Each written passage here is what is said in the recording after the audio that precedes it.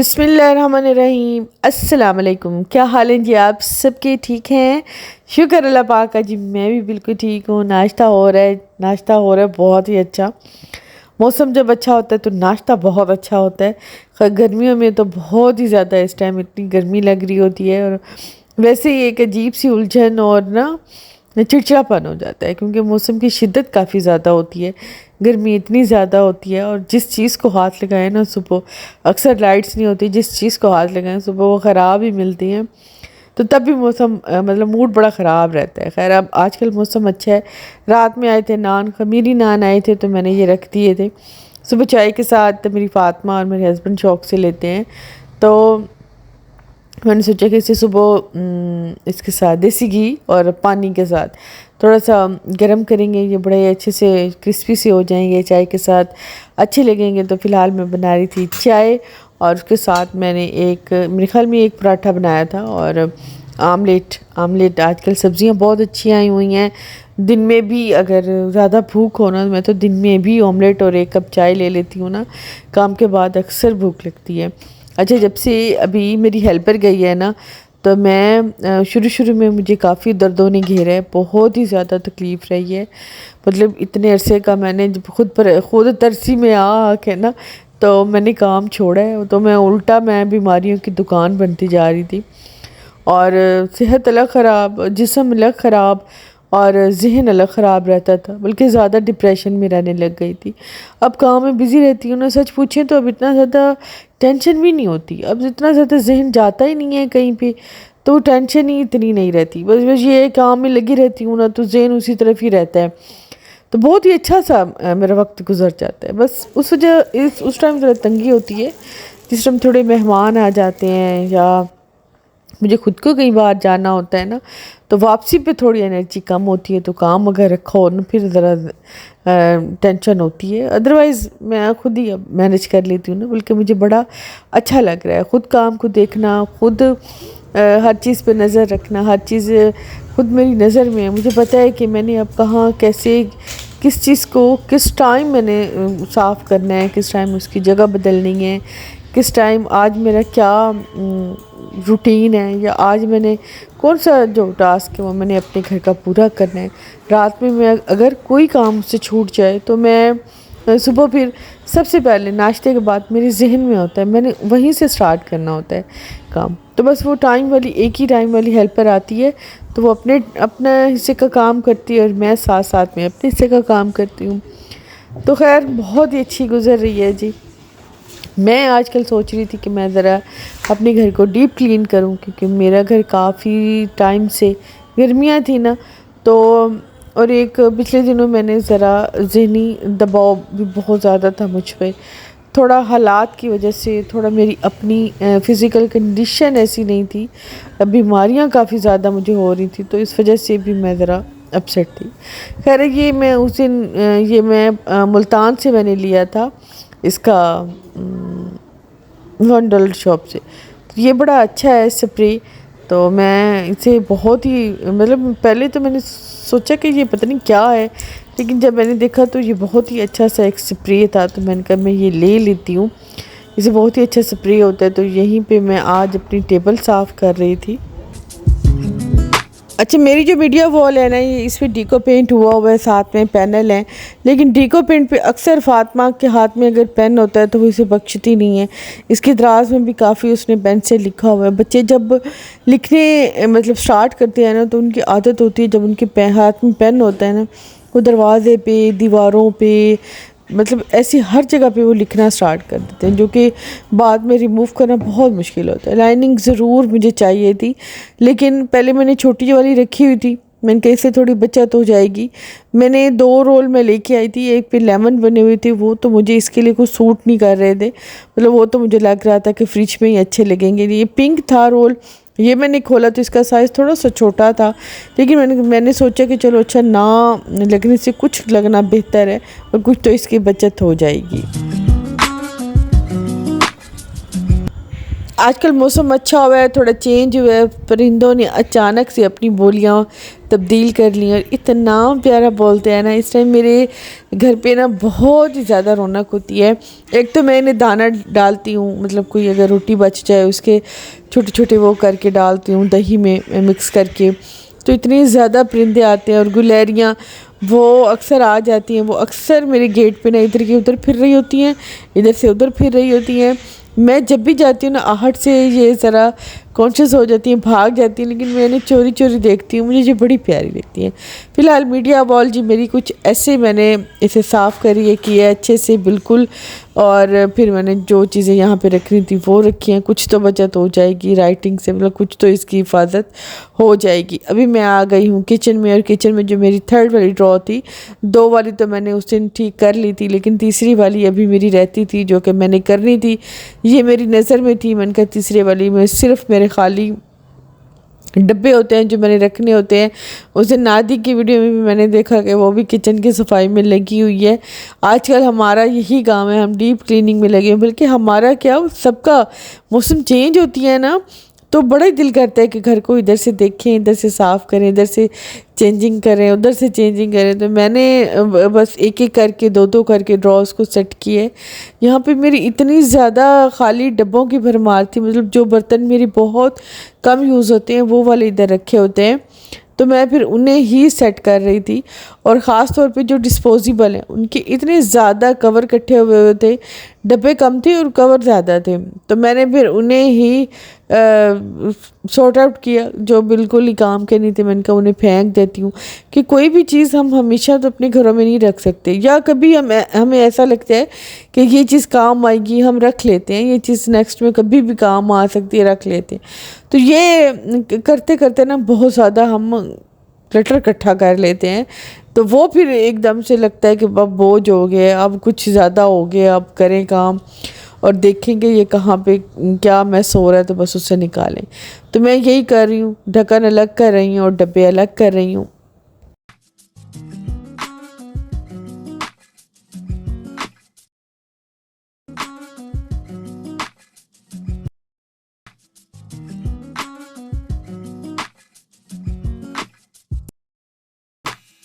तंदूर की रखन, ये देखिए जी इतना निकला है कूड़ा, ये सारा, ये जो मुश्किल टाइम के लिए रखते हैं कि चलो जब कोई ढक्कन नहीं मिलेगा ये लगा देंगे, लेकिन फ़िलहाल सारे पूरे थे, ये एक्स्ट्रा थे, तो उनके इतना गंद संभालने हैं तो क्या फ़ायदा, बुरी पड़ी है। अभी इसे बाहर फेंकते हैं। अब आ गई है जी हमारी डाइनिंग की बारी, और डाइनिंग पे मैंने अभी चेंज करना था डाइनिंग कवर, क्योंकि वो पहले वाला काफ़ी ज़्यादा मैला मैला लग रहा था। मैंने सोचा कि इसे भी चेंज कर देती हूँ। दूसरे वाला मैंने लेके आई थी, उस दिन भी मैंने आपको दिखाया था जब मैं लेके आई थी, मेरे ख्याल में दिखाया था। तो मैंने कहा अभी इसी को ही चेंज कर देते हैं। बस ये मैं उतार के से ये मैं हाथ पे धो लेती हूँ, क्योंकि इनमें से एक जो गोल्डन वाला है वो तो सीक्वेंस वाला है, वो मशीन में ख़राब हो जाता है, और दूसरा जो वाइट है तो वो भी ख़राब हो जाता है। मैंने कहा चलो उसको मैं हाथ पे ही धुलाई करके वॉशिंग एरिया में डाल दूँगी, और साथ में अभी मैं जो दूसरा मैंने है ना वाइट वाला, तो ये मैं अभी इसी पे इसको कवर कर दूँगी, तो इसमें मेरी ज़रा डाइनिंग बड़ी साफ़ सुथरी सी हो जाती है, बड़ी प्यारी सी लगती है। चलें जी, टेबल कवर भी मैंने अपना चेंज कर दिया, वो वाला मैंने वॉशिंग एरिया में डाल दी, उससे भी धो के रख दूँगी। आजकल मेरे हस्बैंड ज़्यादातर अपने, क्योंकि उनके खातों का काम होता है तो वो लेट नाइट तक काम करते हैं, बेडरूम में इतना ज़्यादा नहीं बैठते काम करते, तो इसी टेबल पे, क्योंकि मेरी नीचे तो कोई स्टडी टेबल रखी नहीं है, तो यही डाइनिंग वाली टेबल ही रखी है, तो ज़्यादातर अपना काम यहीं पे करते हैं। तो फिर उन्होंने कहा कि अगर चेंज करना हो ना तो यहाँ से ये मेरी जो काम के हैं चीज़ें, मतलब ये हटाना नहीं, तुम यहीं पे दोबारा सेट कर देना, क्योंकि मैं यहीं पे बैठ के काम करूँगा। तो मैंने फिर ऐसे ही किया, इसे साफ़ करके ना वहीं पे चीज़ें दोबारा। चलें जी, डाइनिंग एरिया भी साफ़ हो गया मेरा, मीडिया वॉल भी आज साफ़ हो गई, किचन की 2-3 ड्रॉर थी वो भी आज साफ़ हो गई हैं। तो बस अभी चूल्हा, हालांकि सुबह मैंने साफ़ किया था, लेकिन आपको पता है चूल्हा तो गुज़रते आते जाते, तो ये तो मैं ज़रूरी साफ़ कर देती हूँ। तो खैर अभी मैंने 2-3 जो काम सोचे थे ना कि आज की डीप क्लीनिंग के मैंने करने, वो मैंने कर लिए टाइम से।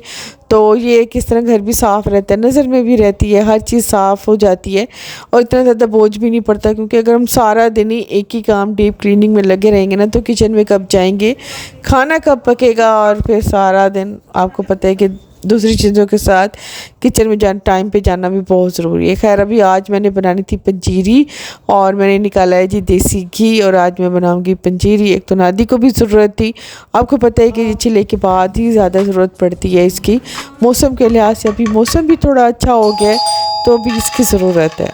घी और निकाले हैं बादाम। सबसे पहले मैं जितनी भी चीज़ें हैं सबको रोस्ट करूँगी।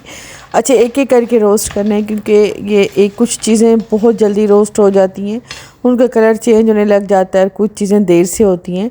तो इस वजह से मैं सब चीज़ें ही अलग अलग करूँगी। और कुछ चीज़ें कलर भी छोड़ती हैं, जैसे बादाम है अभी इसमें मतलब घी में इसका काफ़ी ज़्यादा कलर ये छोड़ जाएगा, तो जब दूसरी चीज़ें करूँगी वो भी फिर ज़्यादा ब्राउन ब्राउन हो जाएंगी, फिर एंड में रेसिपी मतलब पंजीरी का कलर ख़राब ना हो जाए।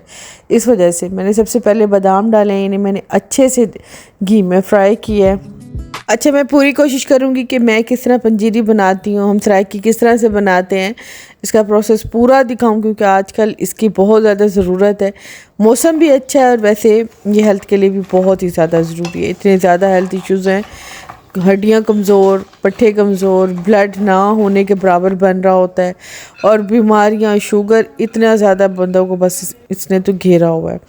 अच्छा, ये चारों गूंदे हैं, मतलब इसको चारें गूंदा कहते हैं, गूंद कतीरा नहीं है, ये चारों गूंदा हैं। इसको मैंने अलग से फ्राई किया, ये थोड़ा सा क्रिस्पी सा होता है।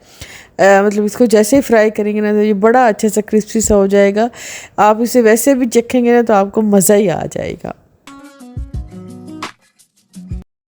चारे गूंदा मैंने अलग फ्राई किए, अभी मैंने इसमें मखाने डाल दिए हैं, काफ़ी सारे मखाने डाल के इनको मैं अलग फ्राई करूँगी। दूसरी कढ़ाई में मैंने डाल दिया देसी घी, और मैं और अम्मी बना रही थी ना, तो मैंने अम्मी को कहा कि आप जितनी देर में इसमें आटा, आम आटा, गंदम वाला आटा नहीं होता जो, मैंने कोई मैदा सूजी इसमें इस्तेमाल नहीं की क्योंकि वो एक तो बहुत ज़्यादा हैवी हो जाती है और थोड़ी सी कड़क हो जाती है।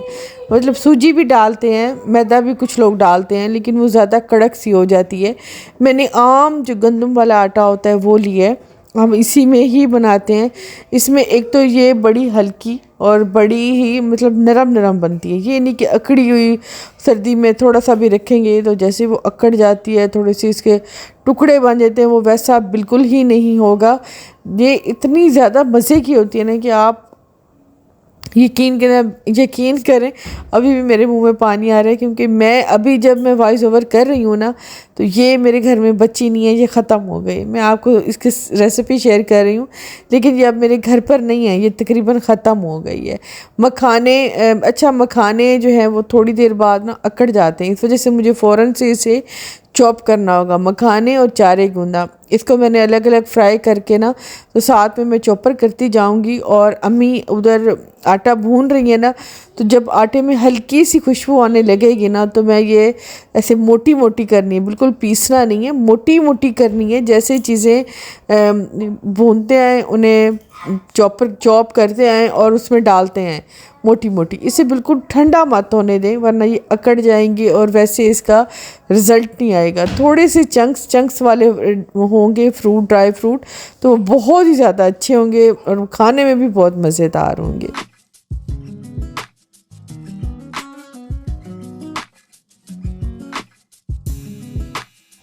अच्छा, मैंने सबसे पहले चीनी को भी पीस के डालें क्योंकि साबुत जब मोटी मोटी चीनी डालते हैं ना तो वो थोड़ा सा पानी छोड़ती है, पानी बिल्कुल नहीं होना चाहिए। तो बाकी चारे गूंदा और मखाने वो मैंने फ़ौरन से जैसे ही मैंने उन्हें फ्राई किया है, उन्हें मैंने चॉप किया है, वो मैंने डाल दिया है। चीनी मैंने अलग चॉप कर ली। अभी मैं बादाम चॉप कर रही हूँ, तो अभी सारे बादाम जो मैंने थोड़े से ठंडे हो गए, बस देखा मैंने इसका नीचे जो कलर इसने छोड़ा हुआ है इसे मैंने अलग किया हुआ है, तो इस वजह से मखाने और चारे गूंदा वो बिल्कुल वाइट वाइट रही हैं।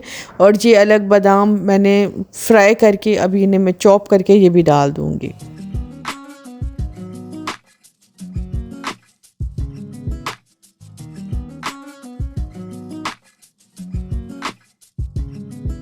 एक एक करके ना मैं सारी चीज़ें साथ में मिक्स कर रही हूँ। बादाम के बाद ना किशमिश, इसे मैंने वॉश करके रखा था क्योंकि इस पे अच्छी खासी मिट्टी होती है। इसको मैंने वॉश करके फिर मैंने अलग रोस्ट किया था।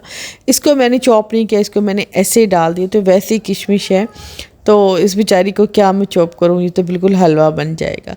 कुछ चीज़ें हैं जो साबुत डालने वाली हैं, जैसे किशमिश हो गया, खोपरा पिसा हुआ, ये अभी मैंने काजू, खोपरा और पिस्ता, इसको मैंने अलग रोस्ट किया। अच्छा, मैंने थोड़े से इलसी के बीज वो भी मैंने डाले थे, और थोड़ा सा मैंने इसमें इलसी का था, कद्दू के बीज वो भी मैंने इसमें मिक्स किए थे, थोड़े थोड़े करके मैंने डाले थे। बहुत सी चीज़ें की एक रेसिपी है, लेकिन इसके लिए ये महंगी पड़ी है। इसके लिए बहुत ही सी चीज़ें इकट्ठी करनी पड़ती हैं, और ये चीज़ें हैं भी बड़ी महंगी।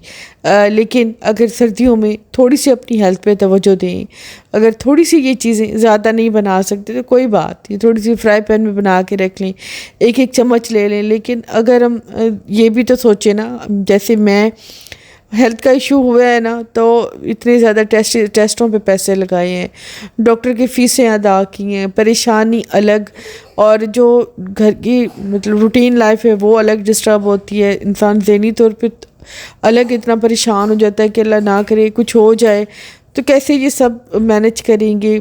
मासियाँ रखेंगे, हेल्पर रखेंगे, उनकी अलग नुकसान झेलेंगे, तो बहुत ज़्यादा एक चीज़ें इकट्ठी हो जाती हैं। जब एक चीज़ ख़राब होती है ना, तो बहुत से प्रॉब्लम एकदम से इकट्ठे हो जाते हैं। तो थोड़ी थोड़ी सी अगर हम अपनी हेल्थ पे ही तवज्जो देंगे ना, तो मेरे ख्याल में तो इतना ज़्यादा प्रॉब्लम क्रिएट ही नहीं होंगे। खैर, जो सारे काजू, पिस्ता और खोपरा ये मैंने अलग चॉप करके वो मैंने डाल दिया है। इसमें किशमिश मैंने साबुत फ्राई करके डाल दी है। तो अभी जो चीनी मैंने अलग पीस के रखी हुई है, वो मैं इसमें मिक्स कर देती हूँ। हाँ, ये इसे 2 बंदों का, वैसे ये है 2 बंदों का काम, क्योंकि ये एक तो बहुत ही ज़्यादा इसे घोटना पड़ता है, मिक्स करना पड़ता है, क्योंकि जैसे ही आटा थोड़ा सा ठंडा पड़ता है ना, तो वो ज़रा सख्त होने लग जाता है। तो घी डालें, अच्छा खासा घी डालें, फिर इसे पकाएं, और उसके बाद ये इतनी ज़्यादा खाई नहीं जाती, बिल्कुल थोड़ी थोड़ी चाय के बाद, चाय के साथ ले लें, या आपने खाने के बाद ले लें, या निहार मुँह बहुत अच्छी ये हेल्थ के लिए है, तो निहार मुँह भी ले सकते हैं। चीनी जो पिसी हुई थी, मैंने पीस के चॉप करके रखी थी, वो मैंने अब इसमें डाल दी है। तो अब इसे पकाएंगे। मैंने चूल्हा लास्ट में बिल्कुल बंद कर दिया था, क्योंकि जैसे ही चीनी डालते हैं ना, तो वो पकना स्टार्ट हो जाती है, पानी छोड़ने लग जाती है, तो वो चिपचिपी ज़्यादा ना हो जाए। तो इस वजह से बस इसे आग बंद कर देना, क्योंकि ऑलरेडी हर चीज़ मेरी पकी हुई है, भुनी हुई है, चॉप की हुई है, तो इसे ज़्यादा इतना ओवर कुक करने की बिल्कुल ज़रूरत नहीं है। बस आपने इसे सख्त हाथों से घोटना है, मिक्स करना है, घोट ही लें बल्कि मिक्स कर लें, और फिर इसे चाय के साथ, दूध के साथ, रात को सोते हुए दूध के साथ ले लें, तो ज़्यादा बेस्ट है। तो ये जी मेरी आज की वीडियो। इंशाल्लाह जी नेक्स्ट में जल्दी मिलेंगे। वीडियो मेरी पसंद आ जाए तो प्लीज़ लाइक शेयर कर दीजिएगा। थैंक यू जी, अल्लाह हाफिज़।